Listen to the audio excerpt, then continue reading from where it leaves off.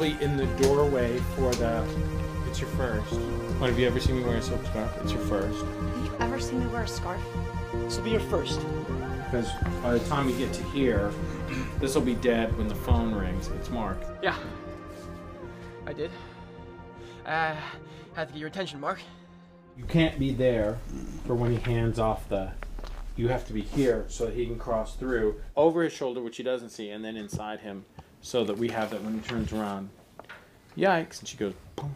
And she flick that light switch when she comes in and just motivate this one chandelier here so that there's a direction to it just in the corner. Nope. Fantastic. He can turn that on and you can put something down low over here, but it has to be, I mean, it should be light in the hallway. Right. And then when she comes forward, she should be kind of in shadow. I mean, she'd be pretty, so you go, she's come to murder him. She's holding the rod. Yeah, exactly. Okay. I'm not going to let you ignore me. Would I put the phone there if the fire is there? Well, the fire, yeah, I just feel like you just, I think it'll be funnier here because I love the idea of cutting to this phone and you hear him, and the flames are burning. And... Very nice. Okay, cool. Headbutt, let's go.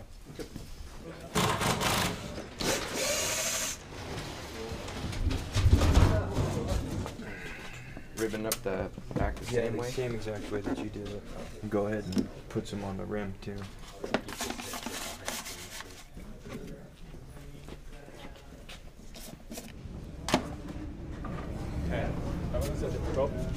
Okay, now it's got to burn for a while. Oh, there's a... Oh, and then she goes, now I'm going to kick it over. Okay. Did she kick it on the top of that? Kick it or push Just see. That's it, just like that. Do you want to try one? Yeah. We got to set up with her just to make sure she's comfortable. Sure. Well, let's let her get her hair in a ponytail first. Because right now she's incredibly flammable. Right. Okay. And you've done a firewalk, right? Just don't breathe in. Till the guys come up with you, just do not breathe in. Just don't move. So I can't stop, drop, and roll? Yeah. We did a whole technical run-through, and David did it so much better than me. He did it so calmly, and I was like, David! And we were joking that they were just going to slather me up in like grease paint and just light me on fire, just have me roll on the bed.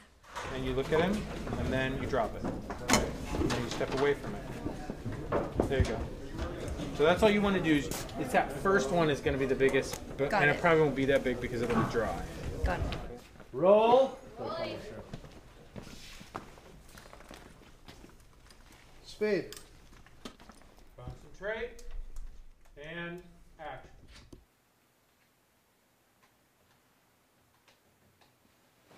Hello? Jesus Christ. When did you get back? You scared me. I need you to knock first. When did you get back? I got back this afternoon. Did you know I sent 47 texts? I did. And I thought that was incredibly normal behavior.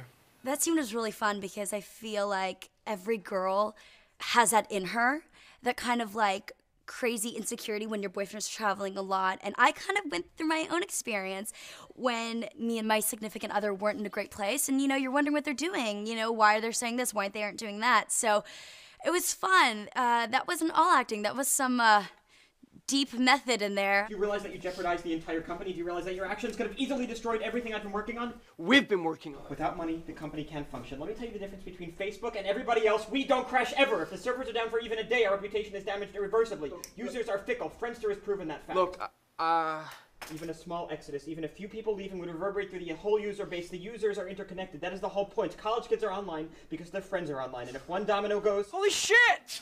All the dominoes go. Don't you get that? I am not going back to the Caribbean night at AE Pie. I got a fire in my apartment! Did you like being nobody? Did you like being a joke? Do you want to go back to that? Hang on, hang on, hang on!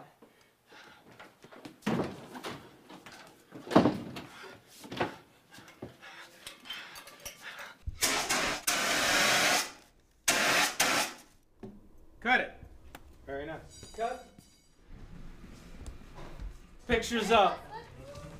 Bravo 12 Apple. Roll it. Roll. Baker, 12 apple, take 1. Are you okay? We're ranking girls. You're talking about other students? Yeah.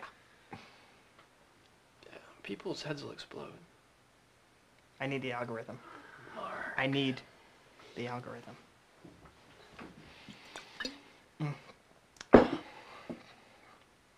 Okay. Cut. Very nice. Cut, cut. Okay, just don't nod. Just, I need the algorithm. I need the algorithm. I know you're trying to save me for myself, which is what I hate. Don't try to save me for myself. Here we go. A lot of times the takes that David says he likes are the ones where I feel like I didn't do anything on.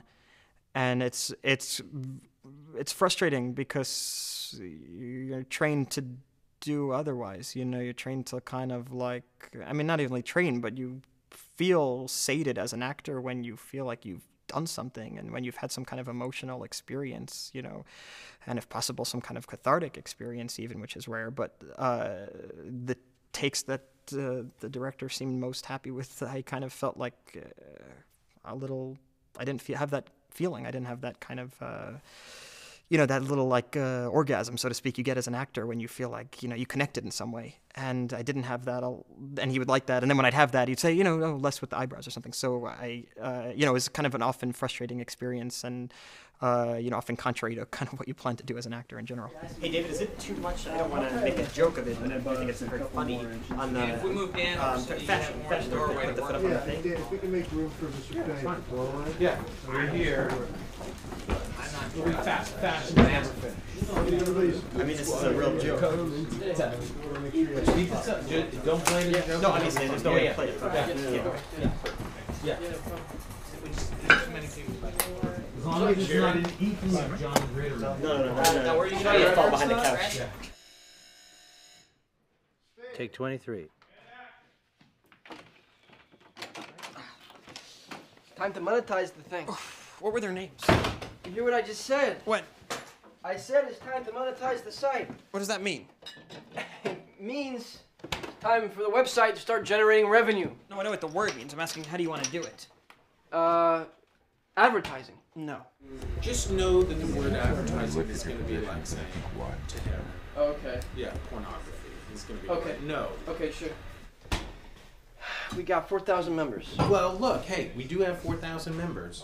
Like, that's something, we can parlay that into something. Yeah. It's like, we're not going to do that. We're not going to do that because it's not cool. We're going to be cool, and that's what it's about. Cool is priority. Because the Facebook is cool. If we start installing pop-ups from Mountain Dew, it's not going to be cool. Hey, I wasn't thinking Mountain Dew. Yeah, not Mountain Dew. No. We don't do Mountain Dew. That's cool. Okay. Okay, you know what? It is cool right now because there is no other shit. I understand. I don't want to put ads on there. But at some point. But at some point, and I'm talking as the business end of the company, the site. We don't even know what it is yet. We have 4,000 members. That's not nothing. That's something. Yeah, no, we should exploit this. Yeah. It's like, that's the way, that's what grown-ups do. Yeah. You have a thing, 4,000 people flock to it. I mean, who knows, there might be 8,000 by the the first time time we're done. So it's so, look, yes, you know you're going to meet with resistance. No, I don't think I do. I think you do. I think you know that he's going to be. We haven't had this conversation. I know, but he's an artist and you can't be troubled. Look, I'm the business head of the thing, so I'm just and saying. even if he does have resistance, it's my money, so I'm gonna do what But you can't do without him. So, you have to get him to say all you want. Look, at the end of this, I just want you to start thinking about how we're gonna monetize this thing. They're making eye contact until the water goes. It's this, and then he's suddenly, oh well, yeah. Now he's not. Now it's oblique, and these are glancing blows. Mark, what is this? What? This. It's called a cease and desist letter. What were their names? Who? The girls. When did you get this? About 10 days ago, right after I launched the site. Why didn't you show this to me? It was addressed to me. They're saying that we stole the Facebook from Divya Narendra and the Winklevoss. I know what it says. Did we? Did we what? Don't screw around with me now. Look at me. The letter says we could face legal action. No, it says I could face legal action. I think there's a very important thing going on here, which is we and I.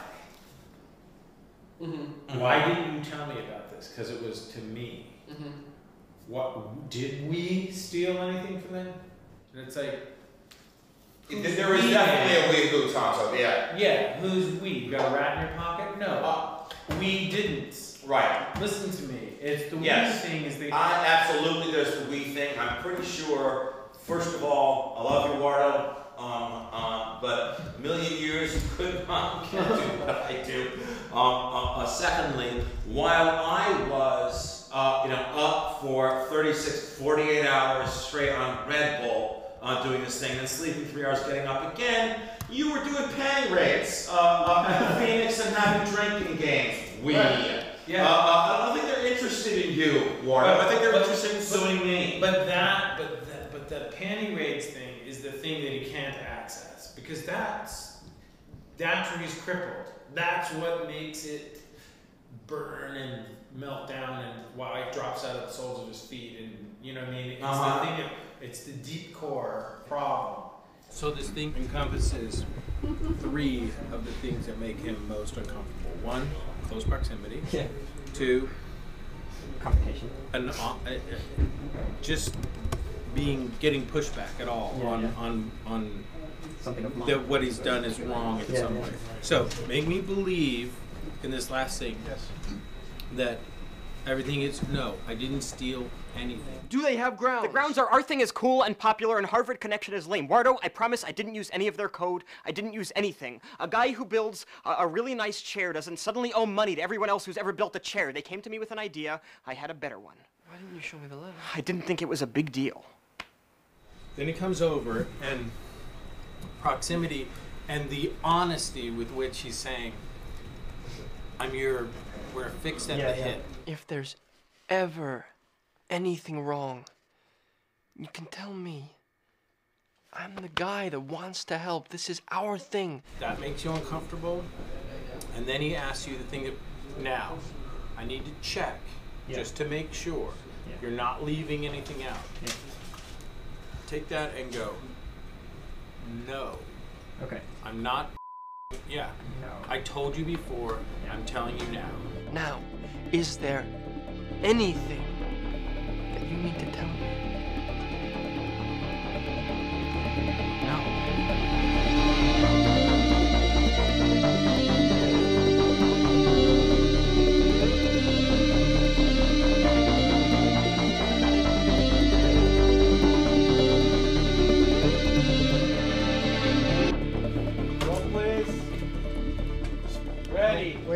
Wait, sorry.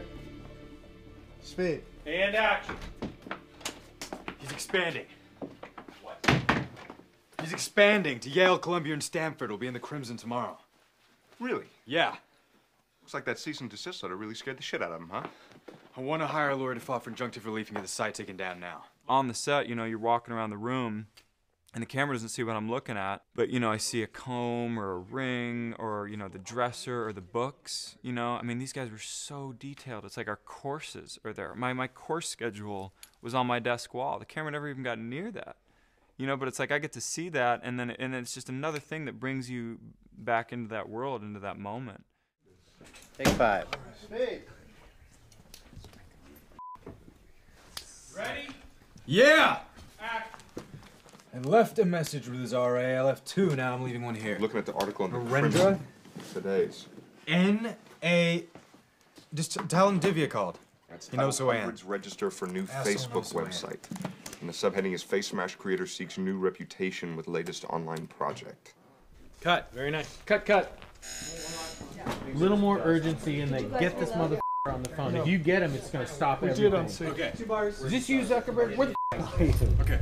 Tell me where you are right now. Okay. Because I got 2 people who want to talk to you. Okay. No, I want to hire the Sopranos to beat the shit out of him with a crescent wrench. We don't even have to do that. Thank you. We can do it ourselves. I'm 6'5", 220, and there's 2 of me. And the hand that points on the 6'5" is the left hand, right? Yeah. You did it with the right. I'm 6'5". Gotta lean. Oh, no. It's gotta lean back. I think you did it with the right hand. Sooner. Yes, you have to, Lean back sooner. You have to lean back sooner while we're waiting for my dad's lawyer, which you remembered late. I did remember saw that late. Now, where do I say, now,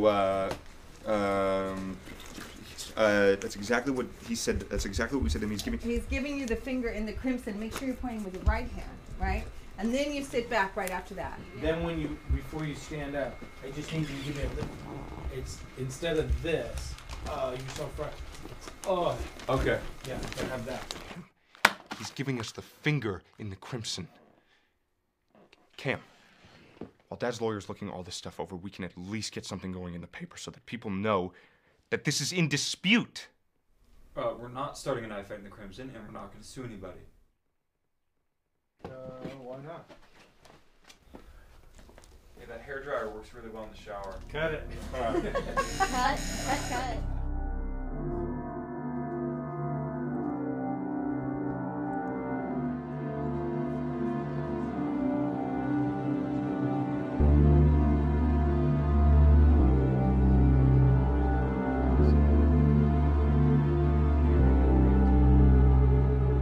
We were in this room, and I mean, no one likes being in a deposition room, period. But then you're in it all day, every day for weeks doing the same scenes over and over. So it was like being in a sensory deprivation chamber that was just made to torture you. There's points where you're like about to go insane because you're seeing the same room over and over again for like 10 days or whatever it was. It seemed like 10 days. It definitely was challenging. But I think that probably those depositions are a little bit like that. I mean, this is a really heightened version of that because it's been weeks as opposed to hours. But like, I think that people get really tired and the testimony is really emotional and it's definitely exhausting to watch, but it's also exciting.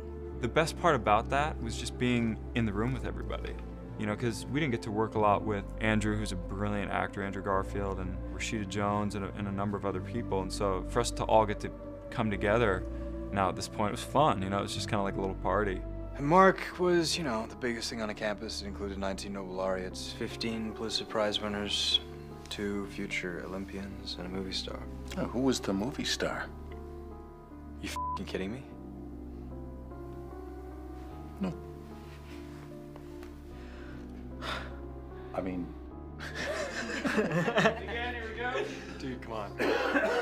The shooting process itself feels like an extensive rehearsal process because it's really involved and they really let you do it a bunch of times until it feels like part of your skin. Within one take, without cutting, we would do it 30 times, like a monologue. And I thought, I'm not doing well if we have to do it so many times, and that kind of put me on edge a little bit. I'm in the middle of 2 different lawsuits. Did you answer affirmatively? When Tyler and Cameron Winklevoss and Divya Narendra asked you to build Harvard Connection, did you say yes? I said I'd help. Good. Once again, and Jesse, I'm currently in the middle. Just clarify with him. Okay. Here we go. And don't actually eat your skin. You can chew it, but just don't eat it. Here we go. And action. Cameron Winklevoss, W-I-N. One second. All right. Cameron Winklevoss, W-I-N-K-L-E-V-O-S-S. Cameron spelled the usual way. You know, it's arduous and it's exhausting, but I think that there's sort of a brilliant design behind it in a way. It forces you out of your head. You almost don't have time to think. You know, between takes, he'll give you a note, and it's just like you got to go right back into it. And eventually, you've done it so many times that it's like by take 45, you're so tired that you're not even thinking about it, and that's where you should be. But it's nice, you know, because you're with a director who likes to do that many takes, and he's very much a perfectionist. So if he doesn't think it's right, he's going to keep going until he gets what he wants, which is, as an actor, the most comforting thing you can hear. You know, I feel very protected in this. There's 2 things that I think are really advantageous to doing a lot of takes. One is it takes the pressure off of the individual take, you know, because I never felt like the pressure was on me to get it right away, because there was an understanding on the part of the 100 people working on the movie, which sometimes is a lot of pressure that 100 people are spending their time so that you can kind of get it right. The pressure never was on me because everybody knew that we'd be doing a lot of takes, so I never felt personally responsible for the time that was being used. And then the main thing is you could try different things, and you didn't worry that they'd only have those 2 options and they'd have to choose one, and they both kind of weren't hitting the mark. I really like it. I mean, I have a lot of insecurity about performing, so the more times you get to do it, the more times you get a chance to do it right. I still, after 100 takes or something, I still don't feel like I got it how I wanted it to be, but I don't think maybe I'll ever feel that way. Maybe that's okay, and I have to deal that with Dr. Goldsmith, my therapist. But you want to feel like you had the greatest opportunity to do it right. It's bliss for an actor to have that feeling that you're able to You need that in order to find whatever it is that you're looking for that you have no idea of. You know, that unknown thing that you can't ever consciously create. Did he offer terms? Yes, he said we'd split the company 70-30, 70 for him, 30 for me. And he named me CFO. And you said? I said, let's do it. Great. Once again, Jesse, slide an inch to your right. There. And action. It's also a part of the process of doing digital filmmaking where you can just be in there doing take after take after take and you're never really away from each other.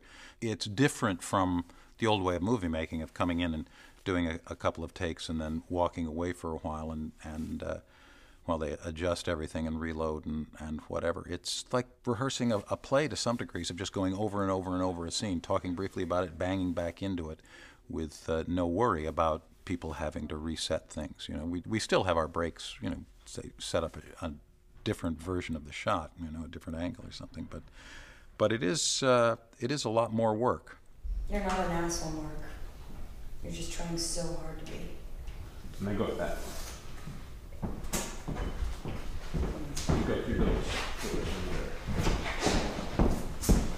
Does it feel right that I get up there and not? I mean, I feel like I could either get up on. Did it fine? Yeah. Yeah. Yeah, or right after that, like that's what Cy and the others will tell you. What the guys will tell you tomorrow. Or I can wait. Well, show me what that is. Pay the fine. Pay the fine. In the scheme of things, it's a speeding ticket. That's what Cy and the guys will tell you in the morning. Okay, cross on. No, not at all. There's a night guy downstairs, and then stop at the doorway for. Okay. You're not an asshole. You're not an asshole, Mark. I like my character because she's kind of like this Greek chorus, this conscience of the movie, where she just like sits back and witnesses this thing going down and then offers her slight opinion and not in a pushy way. And I like that in my own life, the idea of like just sitting and listening. And I like it as an actor because I got to sit and listen to this entire deposition process and then make a really informed, educated assessment of what just happened. It's a good lesson. I appreciate your help today. You're not an asshole, Mark. You're just trying so hard to be. There's so many different ways for the scene to play out, and there's so many different flavors of Mark Zuckerberg that people can be left with at the end of this movie, or the character Mark Zuckerberg. And, you know, I think David and Aaron have really just been experimenting with what those could be. But I think they, at the very end, want to present a very balanced picture of this person and what this person went through. And cut it. Just, yeah, tilt your head a little bit more to the left.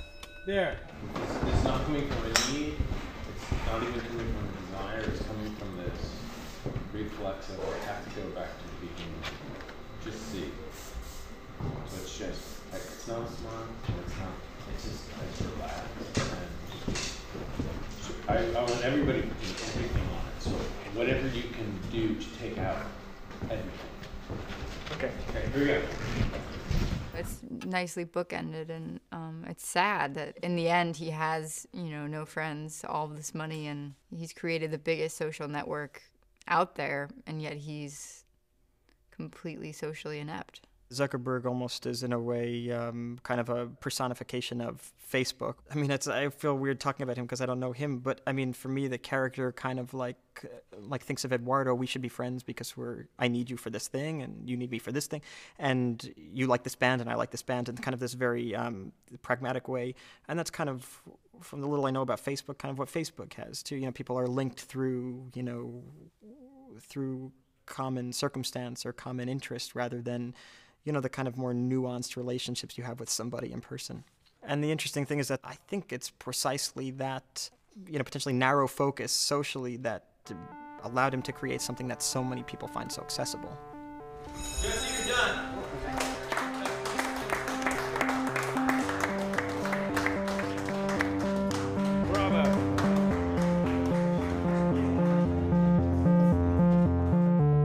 They wrote Zuckerberg said he hoped the privacy options would help restore his reputation following student outrage over FaceSmash.com. Now, while we're waiting for Dad's lawyer to look this over, we can at least get something going in the paper so people know that this is in dispute.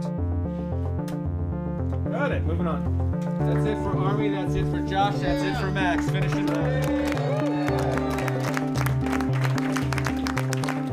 On the last day of shooting the movie, we had 3 shots to get.